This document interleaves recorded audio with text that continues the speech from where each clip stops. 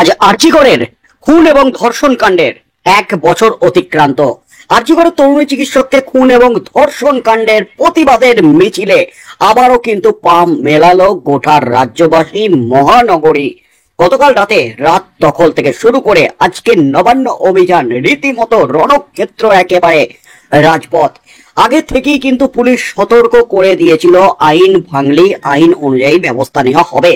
হাইকোর্টের নির্দেশে, হাইকোর্টের গ্রিন সিগন্যাল আছে নবান্ন অভিযানে শান্তিপূর্ণ মিছিল, আর সেই মিছিল আটকাতে রীতিমতো ব্যারিকেড দিয়ে ঘিরে দেওয়া হয়েছে রাস্তা। তার মধ্যেই কিন্তু নবান্নের 4 ধার থেকে শুরু করে বিভিন্ন ব্রিজ, একাধিক জায়গায় পুলিশ লাগিয়েছে ব্যারিকেড নবান্ন অভিযান প্রতিহত করতে। Active police. তার মধ্যেই কিন্তু নবান্ন অভিযানের আগেই হুঁশিয়ারি দিয়েছিলেন নির্যাতিতার পরিবার, তার বাবা মা, কোনো ব্যারিকেড দিয়ে আটকে রাখা যাবে না, ব্যারিকেড ভেঙে আমরা নবান্নে যাব। তার মধ্যেই কিন্তু নবান্ন অভিযান শুরু হতেই একেবারে তুল কালাম পরিস্থিতি। আহত নির্যাতিতার মা, এমনই কিন্তু খবর উঠে আসছে। পুলিশের সাথে তুমুল ধস্তাধস্তি শুরু। নির্যাতিতার মায়ের কপাল ফুলে একেবারে ঢোল, ভেঙে গেল হাতের শাঁখা। মেয়ের বিচার চাইতে গেলে এবার কিন্তু হাতের শাঁখা ভাঙলেন, আহত হলেন নির্যাতিতার মা, এমনই কিন্তু খবর উঠে আসছে। নবান্ন অভিযানের মিছিলে জখম হলেন নির্যাতিতার মা, কপাল ফুলেছে, ভেঙেছে শাঁখা। তার অভিযোগ, পুলিশ যথেচ্ছ লাঠি পেটা করেছে। এই মুহূর্তের সবচেয়ে বড় খবর, নির্যাতিতার মায়ের অভিযোগ, পুলিশ নাকি তাকে লাঠি পেটা করেছে, শাঁখা ভেঙে গেছে, কপাল ফুলে গেছে, জখম হয়েছে নবান্ন অভিযানে। রীতিমতো তুল কালাম পরিস্থিতি একেবারে কলকাতার রাজপথ। নবান্ন অভিযানের মিছিলে গিয়ে জখম হলেন আরজিকরের নির্যাতিতার মা। তার অভিযোগ, মহিলা পুলিশের লাঠির আঘাতে তার কপাল ফুলেছে, ভেঙেছে হাতের শাঁখাও। শনিবার নির্যাতিতার মা বাবাই নবান্ন অভিযানে ডাক দিয়েছিলেন। সেই ডাকে সাড়া দিতে তাতে যোগ দিয়েছে বিজেপি। ধর্মতলা থেকে যে মিছিলটি নবান্নের উদ্দেশ্যে রওনা দিয়েছিল, সেই মিছিলে ছিলেন নির্যাতিতার মা এবং বাবা। বেলা 12টা নাগাদ মিছিল পার্ক স্ট্রিট হয়ে নবান্নের উদ্দেশ্যে রওনা দিয়েছিল, কিন্তু পার্ক স্ট্রিট মোড়েই মিছিল আটকে দেয় পুলিশ। তার কিছুক্ষণ পরেই পুলিশের সঙ্গে আন্দোলনকারীদের ব্যাপক ধস্তাধস্তি শুরু হয়। সেই সময় নির্যাতিতার মা আঘাত পান বলে দাবি। অভিযোগ, ধস্তাধস্তির সময় মহিলা পুলিশ কর্মীর লাঠির আঘাতে নির্যাতিতার মায়ের কপালে চোট লাগে, কপাল ফুলেও গেছে, ভেঙেছে তার হাতের শাঁখা। পার্ক স্ট্রিট মোড়ে ধস্তাধস্তির ঘটনার পর নির্ধারিত পথ ধরে হাঁটা দেন নির্যাতিতার মা বাবা। তাদের সঙ্গে আরো 30 লোক রয়েছেন বিরোধী দলনেতা শুভেন্দু অধিকারী ঘনিষ্ঠ কৌস্তব বাগচি এবং প্রীতম দত্ত। তারা রেস ক্রসের পাশ দিয়ে হুগলি দ্বিতীয় সেতুর র্যাম্পের দিকে এগোচ্ছেন, কিন্তু মূল মিছিল এখনো পার্ক স্ট্রিট মোড়েই আটকে রয়েছে। অভিযোগ, নির্যাতিতার মা বাবা রেস কোর্সের পাশ দিয়ে এগোনোর সময় আবার তাদের পথ আটকায় পুলিশ। সেখানেও ব্যারিকেড করে দেওয়া হয়েছে। প্রথমে গ্রিল, তারপর শালবোল্লার কাঠামো, তার উপরে বাঁশের ব্যারিকেড। ধর্মতলা থেকে মিছিল শুরু হওয়ার আগে সেখানে পৌঁছে পুলিশের বিরুদ্ধে অভিযোগ তুলেছিলেন নির্যাতিতার বাবা।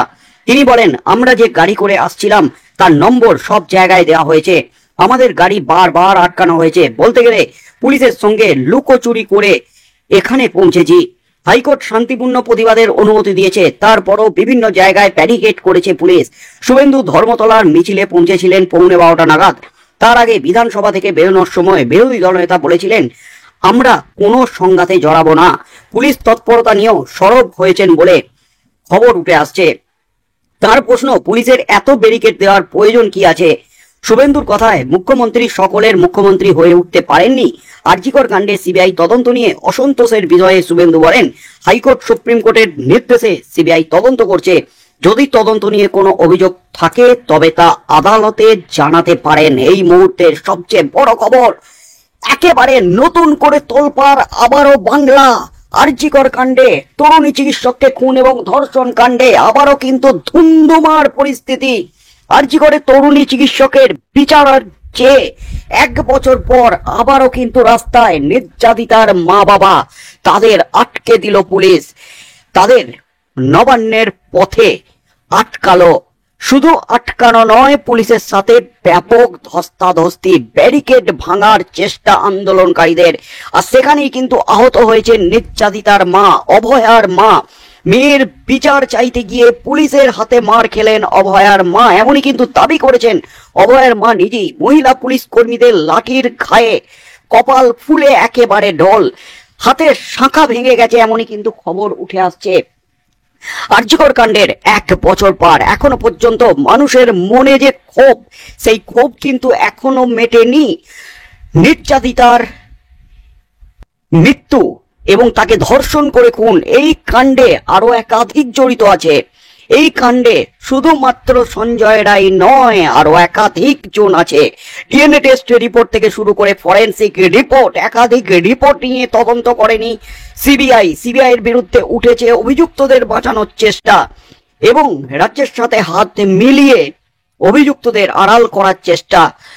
সঞ্জয় রায় কি একমাত্র অপরাধী হিসাবে? তার ইতিমধ্যেই বিচার প্রক্রিয়া শেষ হয়েছে, তিনি ইতিমধ্যেই মৃত্যু কারাদণ্ডের সাজা পেয়েছেন। তবে এখনো আরো একাধিক অভিযুক্ত জড়িত আছে, এই দাবি নিয়ে আন্দোলন চালিয়ে যাচ্ছেন।